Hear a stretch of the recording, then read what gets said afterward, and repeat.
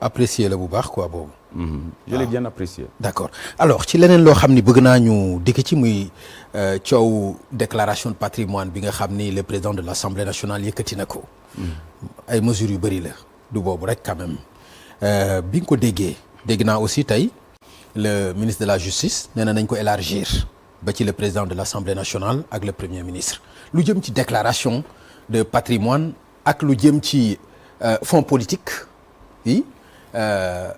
fonds politique gis nga débat bi nga xam ne moo ci nekk mais ñu ñëw d'abord ci déclaration de patrimoine bi avant ñu ñëw ci fonds politique yi ak sortie yi nga xam ne am na ci yàgg nga ak président Abdoulaye Wade du ñàkk nga am ci expérience du ñàkk aussi nga xam ne di nga am looñ ci mun wax mais yéen bi nga xam ni le président de l'Assemblée nationale am na ko ci vraiment déclaration de patrimoine bi ñu élargir ko président de la République mu yaatal ko noo ko gisee. Fonds politique yi ñuy élargir. Non dinañ déclaration de patrimoine. Déclaration. Oui, la déclaration de patrimoine ça a évolué hein. Parce que moi ak yow personnellement en tant que maire aussi. Oui, mais quand j'étais vice-président de l'Assemblée nationale, j'avais déclaré. Mais là, j'ai pas déclaré, je vais le faire parce que maintenant je suis un assujetti. À l'époque, c'était 1 milliard barème bi. Maintenant dañ ko wàccee ba 500 millions. Donc tous les maires jàpp naa ni tous les maires ou bien 98% des maires seront des assujettis. Donc vraiment on va se conformer. Et la particularité maintenant mooy chaque année da nga koy mise à jour hein. Donc du da ngay déclarer rek ba mandat bi jeex déedéet. Chaque année da ngay mise à jour. boo déclarer ni lii nga am at mii di ñëw da ngay mise à jour ñu xool ba xam yokk na wala yokkuwul. Donc loolu moo tax nag c'est important ñu war ko mën a siiwal. nañu siiwal les déclarations de patrimoine parce que il ne sert à rien ñu bàyyi ko OFNAC gars yi dugal ko seen benn coffre et tout ça n'a pas de sens ça ne permettra pas à la population de pouvoir évaluer est-ce que Bara Gaye li mu fi yokk jéggi na dayo wala jéggiwul dayo donc loolu je suis parfaitement d'accord tous les assujettis dañu war a def maintenant on n'a qu'à renforcer li nga xamante ni mooy les moyens de l'OFNAC pour que ñoom ñu mën a am benn ay mesures répressives pour contraindre les gens à le faire. Alors il y a beaucoup de gens aussi qui l'ont fait après ñu ne way système bi bëggee et tout ça donc gisuñu woon seen tour et tout ça donc yooyu yëpp c'est le début c'est important l'essentiel mooy nit ñi ñu ngi koy def et loolu lu am solo la maintenant par rapport au fonds politique Pape du ma ci mën dugg du ma ci mën dugg ndax dama jege woon trop le président Ablaye Wade le président Ablaye Wade Tafsir Thioye daf la mës a wax ni ci émission mu ne ñi nga xam dañoo dox diggante Bara Gaye ak président Ablaye Wade du ñoom jàmm ba kere ñii dee parce que dafa xam ni président Abdoulaye bëggee woon Bara Gaye dafa xamoon sama relation man ak le président Wade. Président Wade je faisais partie des rares ministres de la République yu mu daan invité les dimanches au palais. Les dimanches au palais la particularité je révèle pas de secret d'État je parle pas de secret d'État la particularité des dimanches au palais mooy da ngeen di toog di waxtaan ba mu yàgg urgence am mu ñu wool ko benn ministre d'État wala ministre de souveraineté à chaque fois qu'un ministre d'État ou un ministre de souveraineté duggoon ci bureau bi bu ma bëggee jóg dem danaan ma toogal j'avais pas compris à chaque fois bu ñu génnee ma ne ko président des fois yi ngeen di wax day ëpp sama bopp parce que Pape j'avais à peine 30 ans mu ne ma ça fait partie de ta formation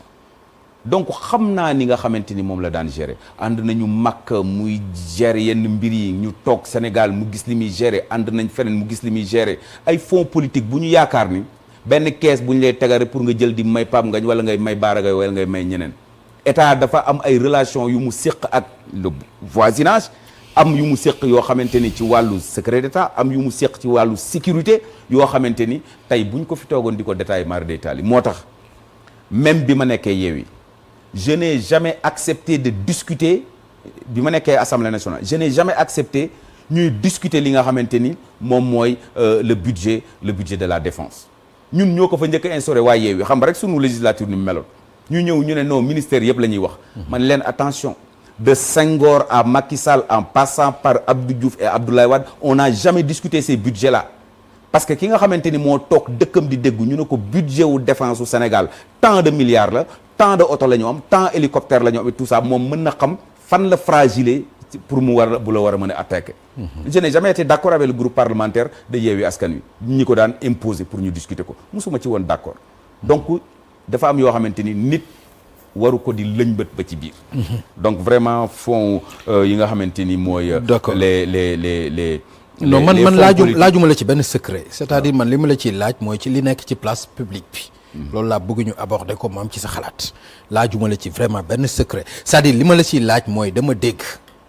ñii ne premier ministre amul droit ci fonds politique ma dégg li ci Aly Ngouille Ndiaye wax ma dégg li ci Souleymane Ndéné Ndiaye wax bu yàgg ma dégg li ci bu yàggul plus yàgg na parce que ci émission bu mu defoon ak man la ma dégg ci li nga xam ni itam vraiment mi ngi ci digital bi viral ci Macky Sall mu ci Idrissa Seck donc loolu laa bëgg xam ci sa expérience ndax premier ministre dégg naa li Ousmane Sonko wax ci montant bi nga xam ni mi ngi ko doon jot débat boobu laa bëgg ñu aborder ko ma xam ci lan nga xalaat ci loolu. Pape mënuma ci xuus bien que li may xam bari na gis nga tey boo jëlee la loi de finance doo gis fenn fu ñu wax premier ministre fonds politique nii nangam et pourtant le premier ministre taxaw na ni am na 1,750 milliard. mën naa xam fi mu jógee te mën naa ko comprendre mais du ma ci wax mënuma ko wax c'est des secrets d'État Pape lépp loo xamante ni nekkul ci loi bi ñu koy voté yooyu ay démarches républicaines la yu mënta ñàkk la ci dëkk souvent président di ko def donc boo ko bëggee di lëñ ba di xooli tout ça on n'a qu'à changer la loi mais bëgg di wax bay wax na mu daan demee. donc on n'a qu'à changer la loi. on n'a qu'à changer la loi kon d'accord nga par exemple d'accord nga proposition de loi yi ñu yóbbu assemblée. aw ma lu may d'accord aw ma lu may ñàkk d'accord. non il faut nga wax lu leer. dama lay wax lu leer lu leer boo nee nañu changer loi bi ñu nekk ci changer loi bi nga naan aw ma lu may d'accord rek lu ma dul d'accord. Pape waaw. Pape bu fekkente ni dañoo bëgg premier ministre di ko am. président de l'Assemblée nationale di ko am. waxuñu duñ ko am nañ ko leeral fi muy dugg loolu la ministre de la défense di ko am. waaw donc loolu ils n'ont qu'à changer la loi. ci la ñu nekk. parce que c'est mais ci la ñu nekk ànd nga ci laa bëgg a xam. awma lu may ànd ak lu ma lu ñàkk ànd ci loolu. awma lu may ànd ak lu may ñàkk ànd ci loolu. ils n'ont qu'à changer la loi le moment venu bu fekkente ni y a un projet de loi ou une proposition de loi ci lu mel noonu incha allah bu ma ci war a joxe sama xalaat dinaa joxe sama xalaat mais du ma xam na mu daan demee. xam na ko président daan gérer tey nga bëgg a ñëw sànni benn mbir ñu ne d'accord kon nii la daan du ma ko def je le ferai pas. alors bi nga déggee coowu mandat Diomaye bi dañ ko war a yokk de 7 ans lan la fàttali ak lan nga ci xalaat. oui dama gis rek ni ñi ko doon wax boobu dañoo xër rek mais jàppale wuñ sax président parce que je pense qu'on a verrouillé la constitution par rapport au mandat nul ne peut faire plus de 2 mandats de 5 ans consécutifs. donc coow la loo xamante. Meet Cantabro. He doesn't understand our customers yet, but he heard you guys like partying.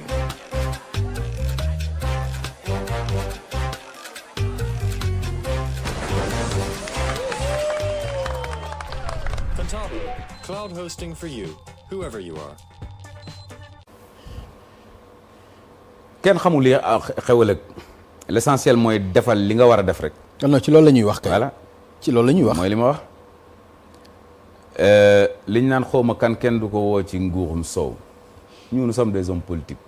amul benn contexte bu ñuy jaaxal. contexte bu ñëw mën nañ ci adapté wu. l'essentiel mooy defal li nga war a def te bañ a xaabaabal. parce que nag Sénégal mën nañu xasante waaye mënuñu xawma lanante. mën nañu xuloo waaye mënuñu xasante waaw alors des partis politiques des coalitions de partis politiques se font et se défont nit ñi dañuy dugg fii ñi génn fële et tout ça donc y a pas de problème moo tax quand on parle de transhumance c'est quoi la transhumance tey waa APR yi ñoom ñooy wax transhumance ñoom ñi nga xamante ni ñun bi ñu wàccee ci PDS 2012 ñu jël sunu maire yëpp jël sunu député yëpp ba bi ñu demaatee ñun élection législative 2014 ñaata député la ñu am 2012 ñaata député la ñu am 12 député la ñu am tey ñoom seeni maire jóge foofu dem di liggéey ak le président de la république ñuy kaas lan la ñuy kaas kan moo mën a wax baare ñi may wax ay baare dafa transhumé 12 ans durant le président Macky Sall di ma woo ma lànk ba tëdd ci suuf ce n'est pas parce que dama bañoon président Macky Sall de il fait partie des gens yoo xamante ni ñooñu bëgguloo PDS donc